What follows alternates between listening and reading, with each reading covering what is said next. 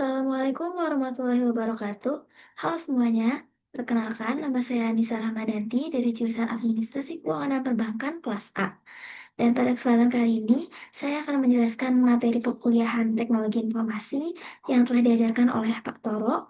Dan di sini akan ada tiga bahasan utama, yaitu pengantar teknologi informasi, kemudian Microsoft Excel, dan juga Artificial Intelligence atau AI dalam penulisan ilmiah. Kita langsung masuk aja ke materinya. Nah, yang pertama itu ada pengantar teknologi informasi. Jadi, teknologi informasi itu adalah teknologi untuk mengolah, menyimpan, dan menyebarkan informasi secara digital. Nah, gunanya ini untuk meningkatkan efisiensi dan juga kecepatan kerja, supaya pekerjaan-pekerjaan kita itu bisa lebih mudah dan lebih cepat. Nah, komponen-komponen dari teknologi informasi ini ada beberapa. Yang pertama itu ada hardware atau perangkat keras. Di sini ada seperti contohnya itu ada laptop, ada handphone, ada PC, dan lain-lain. Dan yang kedua itu ada software atau perangkat lunak. Contohnya itu seperti Microsoft Windows atau sistem informasi yang ada dalam komputer kita. Nah, yang ketiga itu ada brainware atau pengguna. Pengguna ini tuh kita atau manusia mengoperasikan sistem informasi ini. Dan yang keempat itu ada network atau jaringan. Ini contohnya seperti aplikasi, seperti saat kita menggunakan aplikasi WhatsApp atau media sosial lainnya, ini namanya network atau jaringan yang menghubungkan kita dengan orang lain. Dan kemudian ada data dan informasi. Ini tuh bahan utama yang diolah di teknologi informasi ini yang mau kita kelola. Oke, next selanjutnya di sini ada Microsoft Excel.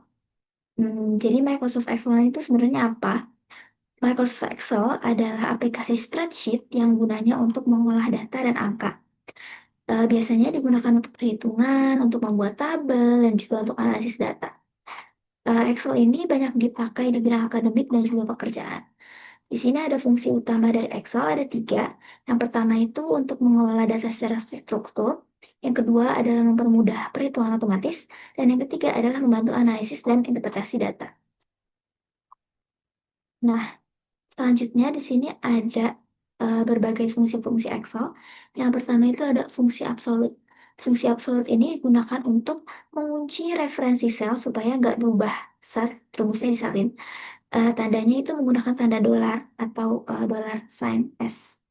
Nah, contohnya di sini ada tabel, ada produk A, produk B, produk C, berapa kuantitasnya dan juga harga satuannya. Misalnya kita mau hitung harga totalnya, kita tulis sama dengan B2 atau 10 dikali C2.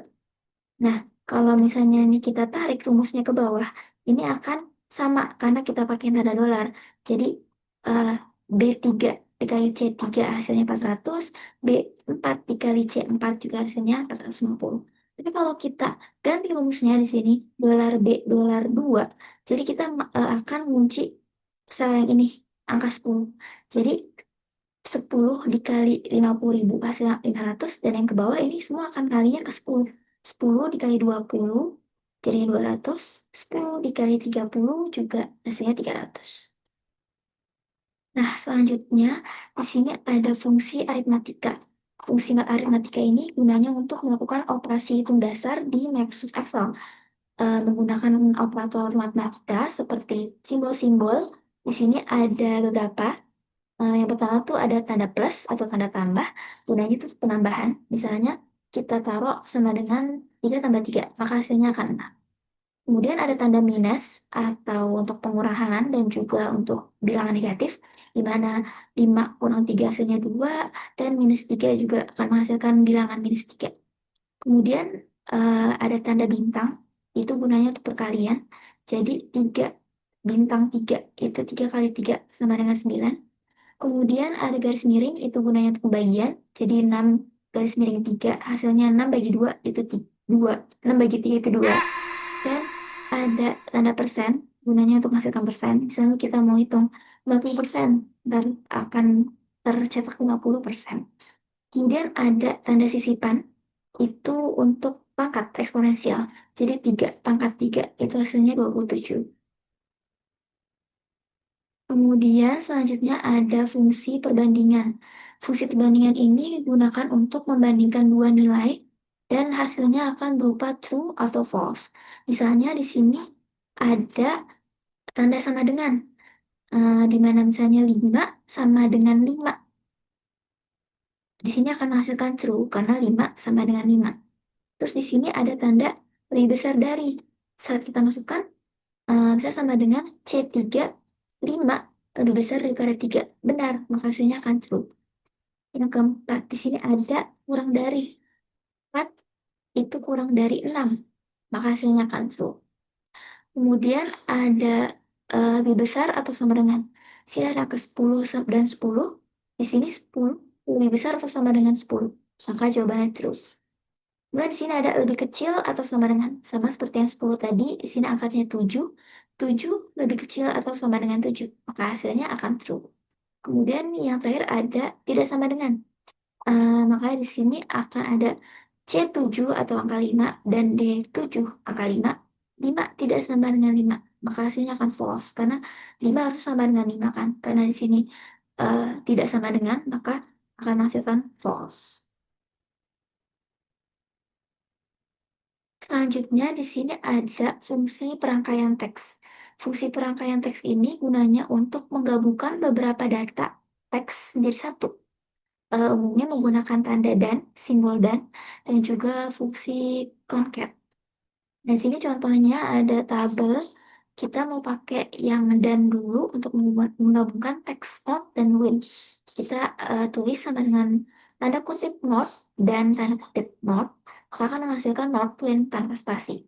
Tapi kalau kita pakai tanda dan plus spasi, maka akan seperti ini. Jadi sama dengan kita tulis dulu C3 yang ini dan tanda kutip spasi, tanda kutip lagi D3 yang ini. Jadi akan menghasilkan nama Budi Santoso dengan spasi. Kemudian kalau kita pakai fungsi concat, di sini kita akan sama dengan concat, buka kurung, klik C4 dan juga klik D4, maka akan menghasilkan Andi Pratama dengan tidak pakai spasi. Nah, selanjutnya di sini ada fungsi agregat. Fungsi agregat ini gunanya untuk mengolah banyak data sekaligus dan digunakan pada data numerik yang banyak angka. Contoh di sini ada 3 produk seperti tadi. Kita udah hitung harga totalnya, berarti dikali. Nah, kita akan cari beberapa nih, beberapa yang kita hitung. Misalnya sum itu untuk menambahkan semua. Jadi kita mau sum dari D2 sampai D4. Maka hasilnya akan sekian. Kalau kita mau cari average atau nilai rata-rata, kita bisa ketik sama dengan average dan klik D2 sampai D4. Hasilnya akan sekian.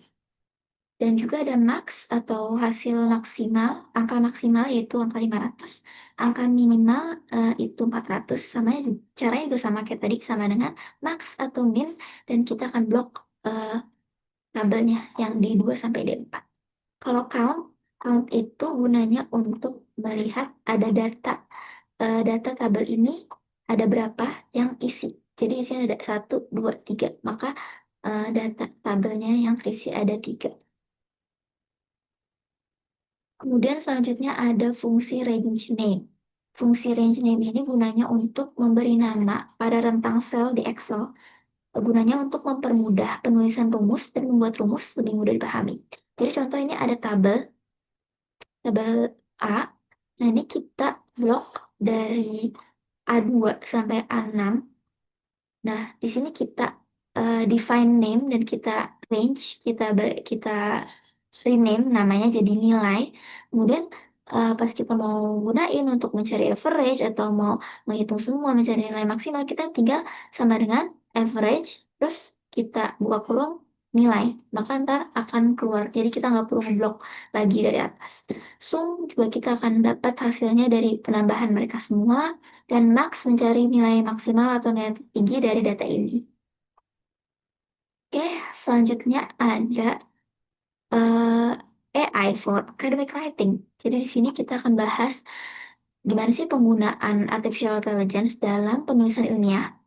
Nah, Salah satu fungsi dari AI itu gunanya adalah untuk membantu manusia mengolah dan menghasilkan teks. Nah, dalam bidang akademik, AI digunakan sebagai alat bantu penyusunan ilmiah. Peran AI dalam penyusunan akademik itu ada tiga, yaitu membantu menyusun ide dan kerangka tulisan, membantu memperbaiki tata bahasa dan ejaan, dan juga membantu merangkum dan parafrase teks. Nah, bagaimana etika penggunaan AI dalam academic writing ini?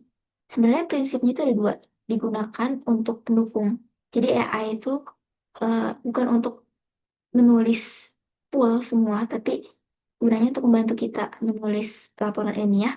Dan apabila kita menggunakan bantuan AI, yang kedua juga kita harus melakukan cek ulang hasil AI karena belum tentu hasilnya semuanya pure benar. Nah, contoh pemanfaatannya itu di sini ada menyusun outline makalah, kita bisa cari garis besar apa yang mau kita bahas, membantu mengecek tata bahasa apakah sudah baik dan benar, dan juga membantu penyusunan citasi. Nah, di sini ada contoh AI yang pernah dibahas oleh Pak Toro, ada 5 ini, yaitu ada Skyspace AI, Consensus AI, Zotero, Site AI, dan juga Genie AI. Nah, 5 ini gunanya untuk membantu kita dalam menulis karya ilmiah atau laporan ilmiah. Mungkin cukup sekian yang dapat saya sampaikan. Mohon maaf apabila ada salah kata. Wassalamualaikum warahmatullahi wabarakatuh. Terima kasih.